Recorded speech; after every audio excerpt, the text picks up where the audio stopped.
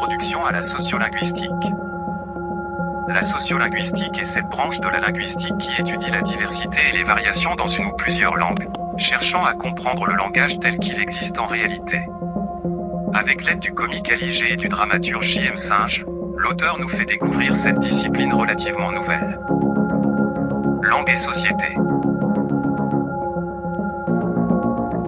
Langue et variété par définition, une langue vivante est en perpétuelle évolution. Le changement peut se définir diachroniquement, en comparant plusieurs périodes pour voir ce qui est resté, ce qui a été oublié ou qui a évolué, et ce qui a été créé par les locuteurs au fil du temps. Ainsi l'anglais de Chaucer est bien différent de celui d'Eminem, par exemple. Langage et société.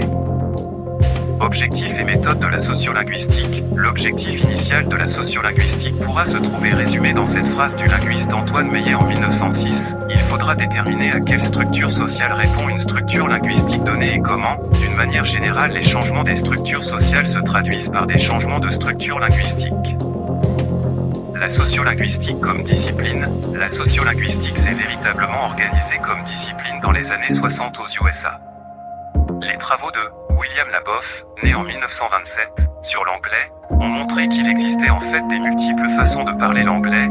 Il s'attache à faire le recensement de tout ce qui est susceptible de varier dans notre discours, en fonction de paramètres tels que la classe sociale, l'âge, le sexe, etc. 2. Les objets de la linguistique. A. L'usage de la langue.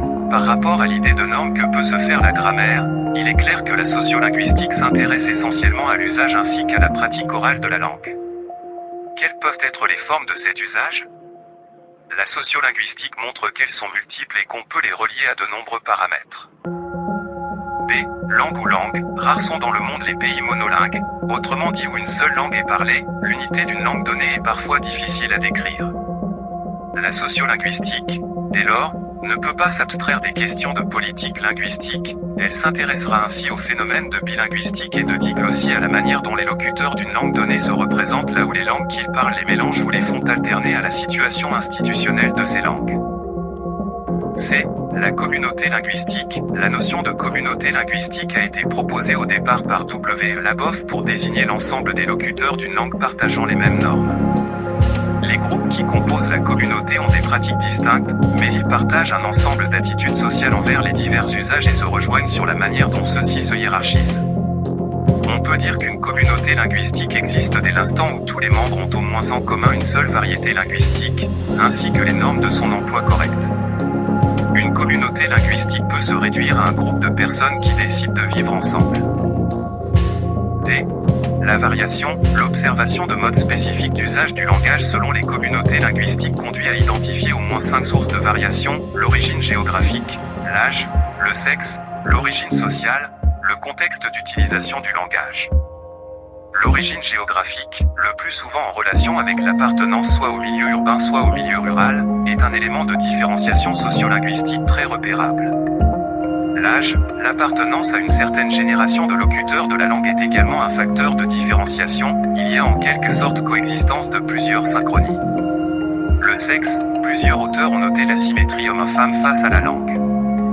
Laboff, par exemple, a observé que les femmes plus sensibles que les hommes au modèle de prestige utilisent moins de formes linguistiques stigmatisées, considérées comme fautives en discours surveillé.